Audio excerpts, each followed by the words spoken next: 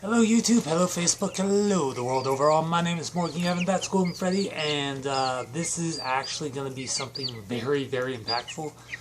I'm reading the review section of the Wall Street Journal, a very, very important article written by Charles Murray. It's called A Guaranteed Income for All. Replacing the welfare state with an annual grant for every U.S. adult is the best way to cope with job displacement and to revive our civic culture, argues Charles Murray. Now, this is going to be a massive one. I'm going to get to part 2 of part 6 of When the Gods Froze Time. I know exactly where I left off, so if you're not interested in this, then come back later, because obviously I'm going to be uploading tonight a lot. Alrighty, so again, Charles Murray is a writer for the Wall Street Journal. I'm going to start doing these a lot more, tap into the older sections of the audience and whatnot. And, well, here we go. Shit. When people learn that I want to replace the welfare state with the Universal Basic Income, or UBI, the response I almost always get goes something like this: but people will just use it to live off the rest of us. People will waste their lives. Or, as they would have put it in a bygone age, the guaranteed income will foster idleness and vice. I see it differently. I think that a UBI is our only hope to deal with a coming labor market unlike any in human history, and that it represents our best hope to revitalize... You did not pee on me. To revitalize American civil society. The great free market economist Milton Friedman originated the idea of a guaranteed income just after World War II. An experiment using a bastardized version of his negative income tax was tried in the 1970s with disappointing results. But as transfer payments continued to soar, while the poverty rate remained stuck at more than 10% of the population, the appeal of a guaranteed income persisted. If you want to end poverty, just give people money. As of 2016, the UBI has become a live policy option. Finland is planning a pilot project for UBI next year, and Switzerland is voting this weekend on a referendum to install a UBI. The UBI has brought together odd bedfellows. Its advocates on the left see it as a move towards social justice. Its libertarian supporters, like Friedman, see it as the least damaging way for the government to transfer wealth from some citizens to others. Either way, the UBI is an idea whose time has finally come. But it has to be done right. Very true. First, my big caveat.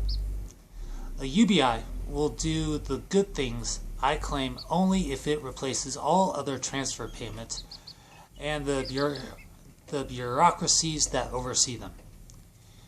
If the guaranteed income is an add-on to the existing system, it will be as destructive as its critics fear. Second, the system has to be designed with certain key features. In my version, every American citizen aged 21 and older would get a $13,000 annual grant deposited electronically into a bank account in monthly installments.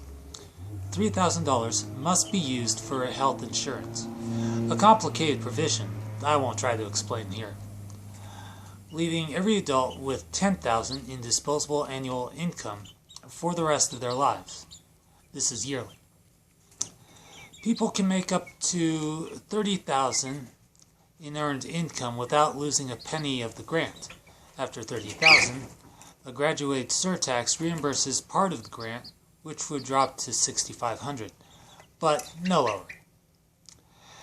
When an individual reaches $60,000 of earned income, why should people making good incomes retain any part of the UPI? Because they will be losing Social Security and Medicare, and they need to be compensated. The UBI is to be financed by getting rid of Social Security, Medicare, Medicaid, food stamps, supplementary security income, housing subsidies, welfare for single women, and every other kind of welfare and social service program, as well as agriculture subsidies and corporate welfare. As of 2014, the annual cost of a UBI would have been about $200 billion cheaper than the current system. By 2020, it would be nearly $1 trillion cheaper. Finally, an acknowledgement.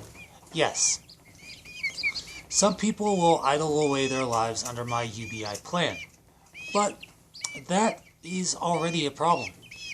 As of 2015, the current population of unmarried women ages 25 through 54, people of prime working age, weren't even in the labor force.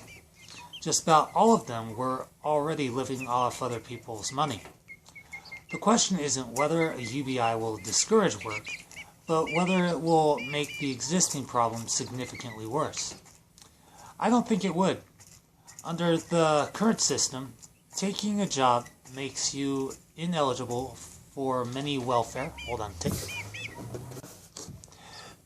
benefits, or make them subject to extremely high marginal tax rates. Under my version of the UBI, taking a job is pure profit with no downside until you reach $30,000, at which point you're bringing home way too much, $40,000 net, to be deterred from work by the imposition of a surtax.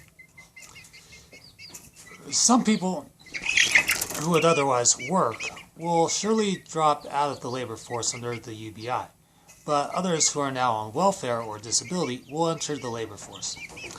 It is prudent to assume that net voluntary dropout from the labor force will increase, but there is no reason to think that it will be large enough to make the UBI unworkable. Involuntary dropout from the labor force is another matter, which brings me to a key point. We are approaching a labor market. We are approaching a labor market. We are approaching a labor market. We are approaching a labor market. We are approaching a labor market. We are approaching a labor market in which entire trades and professions will be mere shadows of what they once were. I'm familiar with the retort. People have been worried about technology destroying jobs since the Luddites, and they have always been wrong. But the case for this time is different. It has a lot going for it. When cars and trucks started to displace horse-drawn vehicles, it didn't take much imagination to see that jobs for drivers would replace jobs lost for teamsters, and that car mechanics would be in demand even as jobs for stable boys vanished. It takes a better imagination than mine to come up with a new blue-collar occupations that will replace more than a fraction of the jobs, now numbering 4 million, that taxi drivers and truck drivers will lose when driverless vehicles take over. Advances in 3D printing and contour craft technology will put at risk the jobs of many of the 14 million people now employed in production and construction. They're true. The list goes on, and it also includes millions of white-collar jobs formerly thought to be safe. For decades, progress in artificial intelligence lagged behind the hype. In the past few years, AI has come of age. Last spring, for example, a computer program defeated a grandmaster in the classic Asian board game of Go a decade sooner than had been expected. It wasn't done by software written to play Go, but by software that taught itself to play, a landmark advance. Future generations of college graduates should take note. Exactly how bad is the jobs situation going to be? An organization for economic cooperation and development study concluded that 9% of American jobs are at risk. Two Oxford scholars estimate that as many as 47% of American jobs are at risk. Even the optimistic scenario portends a serious problem. Whatever the case, it will need to be possible within a few decades for a life well lived in the U.S. not to involve a job as traditionally defined. The UBI will be an essential part of the transition to that unprecedented world. The good news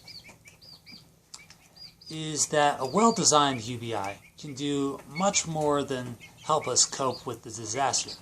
It could also provide an invaluable benefit, injecting new resources and new energy into an American civic culture that has historically been one of our greatest assets, but that has also deteriorated alarmingly in recent decades.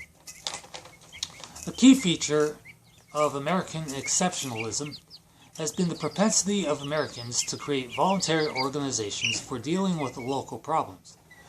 Tocqueville was just one of the early European observers who marveled at this phenomenon in the 19th and early 20th centuries.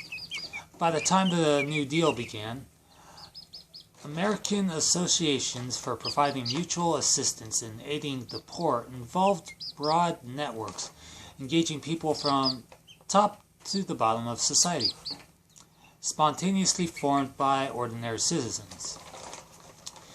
These groups provide sophisticated and effective social services and social insurance of every sort, not just in rural towns or small cities, but also in the largest and most impersonal of megalopolises. Wow, megalopolises. Shut up. To get a sense of how sensitive these networks were, consider this. When one small Midwestern state, Iowa, mounted a food conservation program during World War I, engaged in participation.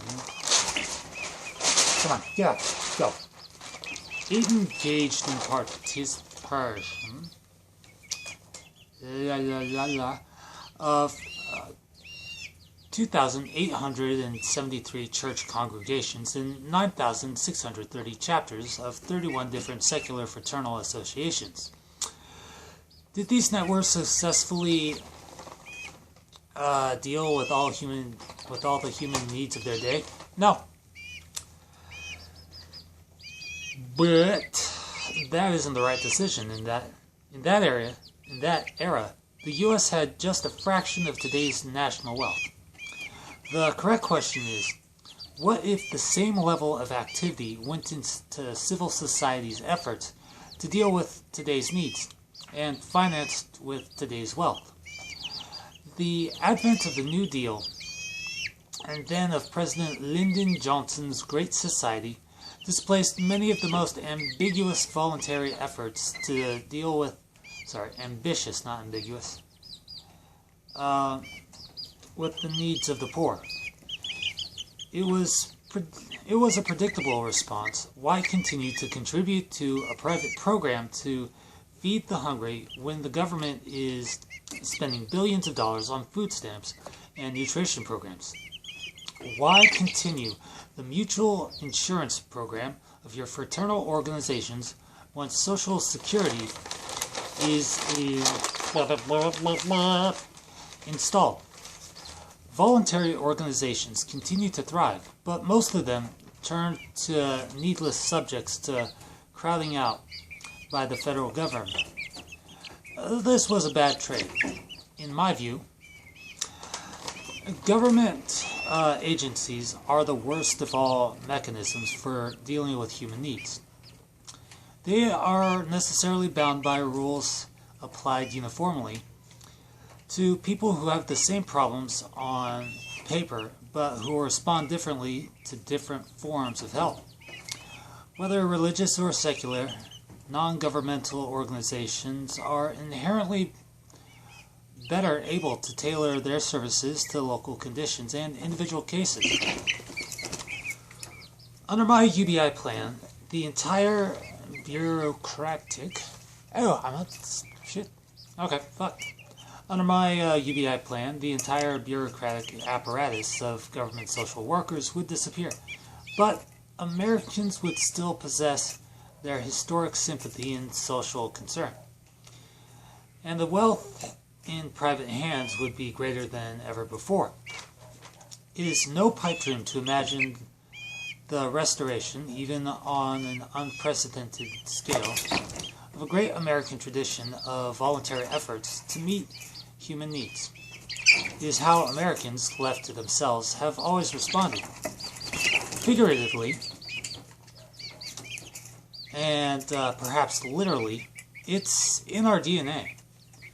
Regardless of what voluntary agencies do or fail to do, nobody will starve in the streets. Everybody will know that. Even if they can't find any job at all, they can live a decent existence if they are cooperative enough to pool their grants with one or two other people. Social isolates who don't cooperate will also be getting their own monthly deposit of $833. Sounds about right. Some people will still behave irresponsibly and be in need before that deposit arrives, but the UBI will radically change the social framework within which they seek help. Everybody will know that everybody else has an income stream. It will be possible to say to the irresponsible what can't be said now. We won't let you starve before you get your next deposit, but it's time for you to get your act together. Don't try to tell us you're helpless, because we know you aren't. The known presence of an income stream would transform a wide range of social and personal interactions. Sorry, reading an article, and it's like, really, sorry. The known presence of an income stream would transform a wide range of social and personal interactions. The unemployed guy living with his girlfriend will be told that he has to start paying part of the rent or move out, changing the dynamics of their relationship for the better. The guy who does have a low-income job can think about marriage differently if his new family's income will at least be $35,000 a year instead of just his own earned $15,000.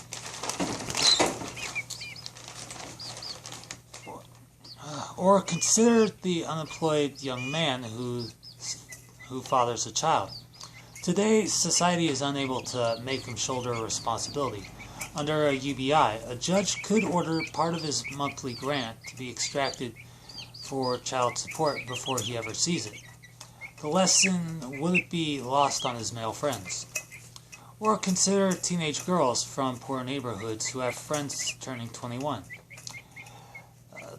They watch and learn as some of their older friends use their new monthly income to rent their own apartments, buy nice clothes, or pay for tuition, while others have to use the money to pay for diapers and baby food, still living with their mothers because they need help with daycare. These are just a few possible scenarios, but multiply the effects of such interactions by the millions of times they would occur throughout the nation every day. The availability of a guaranteed income wouldn't relieve individuals of responsibility for the consequences of their actions. It would instead, paradoxically, impose responsibilities that didn't exist before, which could be a good thing. Emphasizing the ways in which UBI would encourage people to make better life choices still doesn't do justice to its wider likely benefits. A powerful critique of the current system is that the most disadvantaged people in America would have no reason to think that they can't be anything else. They are poorly educated, without job skills, and live in neighborhoods where prospects are bleak. Their quest for dignity and self-respect often takes the form of trying to beat the system. The more fortunate members of society may see such people as obstinately refusing to take advantage of the opportunities that exist. But when seen from the perspective of the man who has never held a job or the woman who wants a stable family life, those opportunities look fraudulent. My version of a UBI would do nothing to stage manage their lives. In place of little bundles of benefits to be used as bureaucracy specifies, they would get $10,000 a year to use as they wish. It wouldn't be charity. Every citizen who has turned 21 gets the same thing deposited monthly into that most respectable of possessions, a bank account. The UBI would present the most disadvantaged among us with an open road to the middle class, if they put their minds to it. It would say to people who have never had reason to believe it before, your future is in your hands. And that would be the truth. Once again, this article was written by Charles Murray.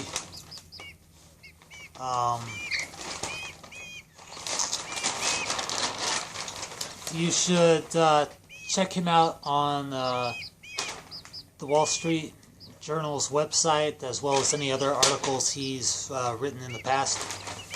So, thank you for those of you who watched all the way through. Thank you for those of you who clicked in to see what the hell I'm going on about for nearly 25 minutes. Even if it's only just for a minute or what. So if you like this video, hit that like button. I got something going on with my nose. Fucking flies. If you're new to my channel, hit that subscribe button, because I'm always uploading new content for you to enjoy. Both educational and informative, like reading articles from the Wall Street Journal, as well as entertaining and awesome, like episodes of Jack and Lawrence,